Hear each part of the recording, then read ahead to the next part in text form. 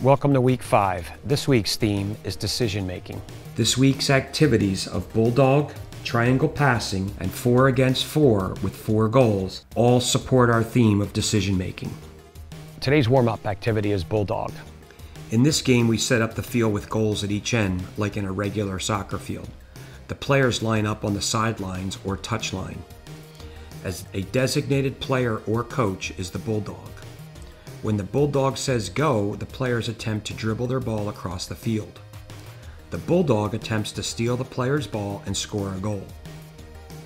If the bulldog does steal and score a goal, that player whose ball was used is now the bulldog. If the bulldog misses the goal, that player whose ball was stolen gets a free pass to the other side and resumes play.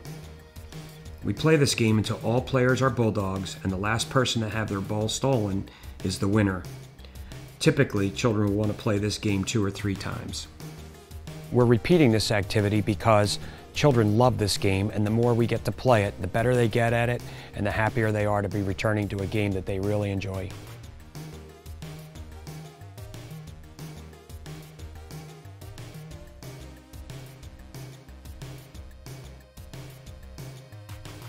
Our standard 3 stretches will be the butterfly, the flamingo, and jumping jacks. For stretching this week, we add 3 new stretches: stomach crunches, upside down bicycle, and the quad stretch.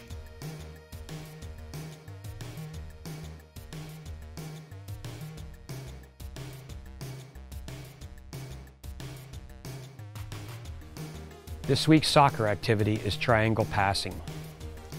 We will have 3 players and 1 ball with 1 defender in a designated area. This is an introduction to decision making. The player with the ball must decide which is the best option of his 2 teammates based on the position of the defender. Players learn angles of support and to play on different angles in relationship to each other and the ball.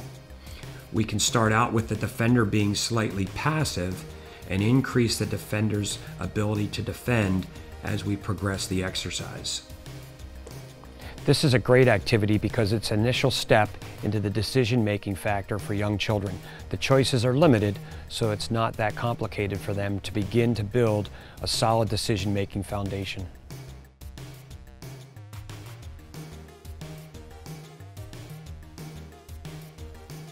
Our running activity this week is running in pairs. This is a fitness training exercise. We set up a grid that is about 15 yards square. Players jog in pairs around the outside of the grid. As we start out jogging slowly, around a couple of times to get the muscles warm, we then begin with one side of the square as a sprint. Each time we go around, we add a side to the sprint portion. So on lap 1, we sprint once. On lap 2, we sprint 2 sides. On lap 3, we sprint 3 sides, and so on. Then we slow back down again. Variations can include other fun dynamic runs, such as follow the leader, sideways running, backwards running. It can be an incredibly dynamic setup. This is a great activity for the kid because it progresses their anaerobic strength, and the kids love the new dimension of running with a partner. It also gets them to challenge each other as they try to run faster and faster.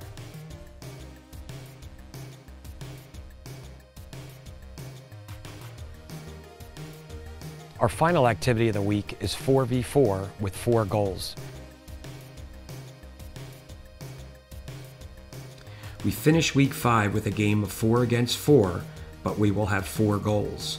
Each team will attack 2 goals and defend 2 goals. What that does is add a dynamic to the game with a 4th player and to have them change their focus of attack from one side of the field to the other. If one goal becomes too crowded, they can kick the ball to the other side and attack the other goal. This is building on the passing option sequence that we presented earlier, where the players get to decide which goal has the best option for scoring.